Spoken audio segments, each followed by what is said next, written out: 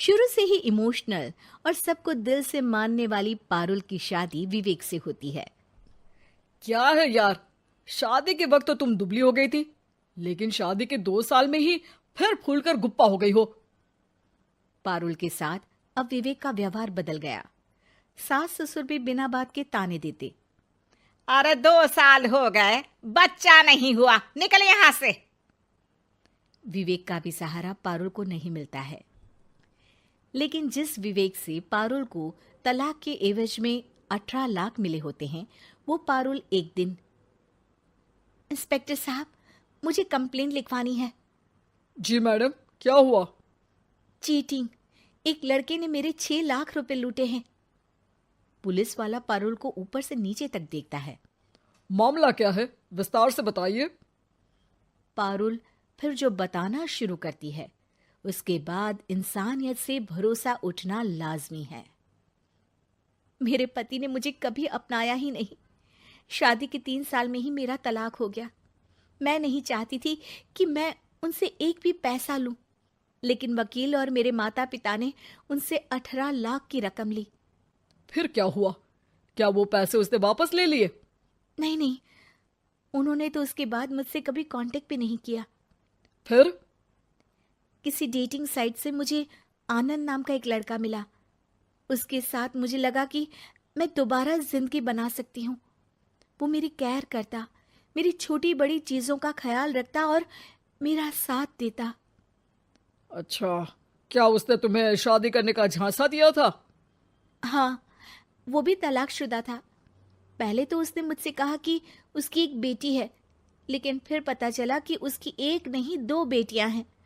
इतना ही नहीं, दिल्ली के एक आम इलाके में वो बीवी और बच्चियों के साथ ही रहता है।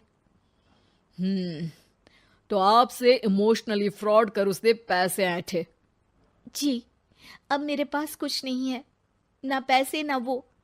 मैं बस किसी भी हालत में अपने पैसे वापस चाहती हूँ, जो मेरे बुरे वक्त में मेरे काम आ सकते हैं। ठीक है। पुलिस आनंद को पुलिस स्टेशन बुलाकर सारी पूछताछ करती है, लेकिन आनंद पुलिस वालों को ये यकीन दिला देता है कि पारुल ने उसे कोई पैसे दिए ही नहीं, बल्कि वो तो उस पर बीवी को छोड़ने का दबाव बना रही थी और ना मानने पर पारुल ने ये झूठा केस डाला है।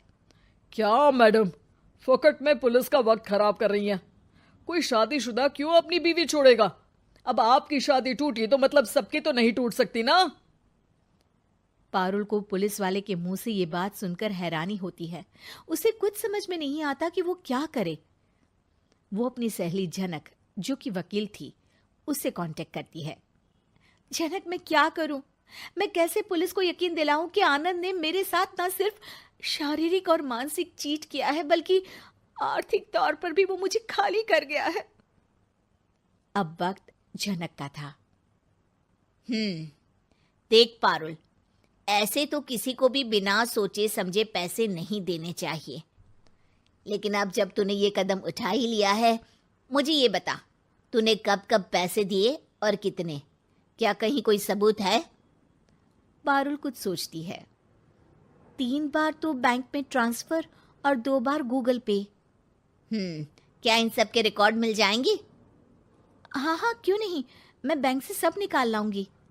अगले दिन पारुल सारी स्टेटमेंट झनक के सामने रखती है और वो व्हाट्सएप की चैट भी दिखाती है, जिसमें कई बार आनंद ने ये बात कबूली थी कि वो उसके पूरे 6 लाख जल्द ही देगा।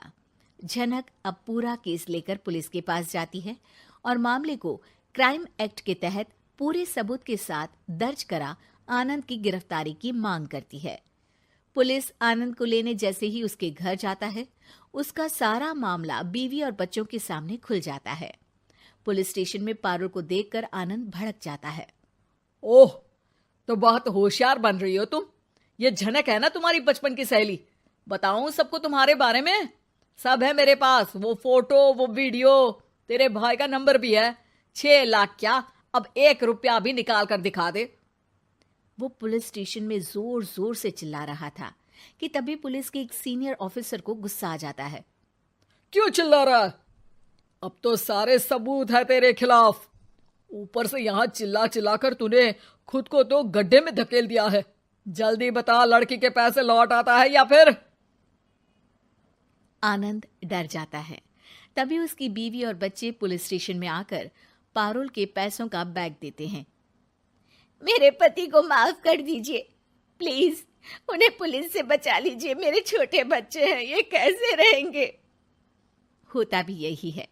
पारुल केस वापस ले लेती है, लेकिन उस सबक के साथ कि इमोशनल होकर किसी को भी अपना पैसा नहीं देना चाहिए।